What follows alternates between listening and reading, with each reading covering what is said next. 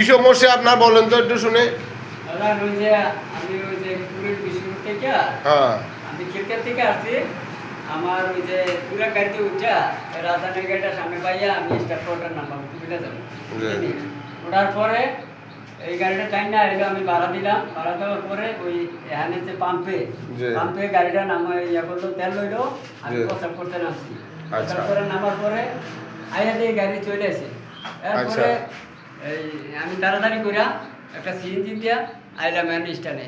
স্ট্যান্ডে আওয়ার পরে জিজ্ঞাইলাম যে ভাই ইয়া গাড়িটা ওসিম গাড়িটা করলে যে ওইদিকে আছে আমি হ্যাঁ রাজধানী বলে এইদিকে আসি স্ট্যান্ডে পাইবেন সিরিয়ালে থাকবো পরে খুঁজে পাইছি। পাওয়ার পরে ড্রাইভারটারে পাইছি, উনি কন্ট্রাক্টারই করছে তখন, ওই ড্রাইভার নামে গেছে গা। পরে ওই যে কন্ট্রাক্টার এই স্টার্টিংয়ে বসে আরাম করে যে লোকটা কালো করে আর ওই হেল্পারটাও আছে।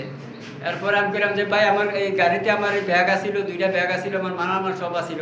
পরে একটা মহিলা লয়ে নামে গেছে, আপনি সিএনজি স্টেশনে যান তাড়াতাড়ি করে। আমি করে না, ওইখানে মহিলা তো সামনের সিটে ছিল, আমি তো একা ছিলাম, এখানে তো কোনো লোক ছিল না, পিছনে 1-2 জন লোক ছিল মাত্র।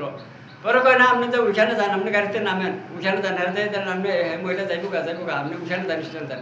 আমি বলি ওইখানে যান, কোন মহিলা আমি আনতে থেকে গাড়ি ধরবো। পরে কইলাম আচ্ছা আপনার একজন স্টাফ আসেন, আইসে আমার দেখান কোন মহিলাটা। অনেক অনুরোধ করে হেল্পারটা আইলো, গিয়া ওই যে মোটার কাছে বলে ওই গেছে গা, গাড়ি গেছে গা।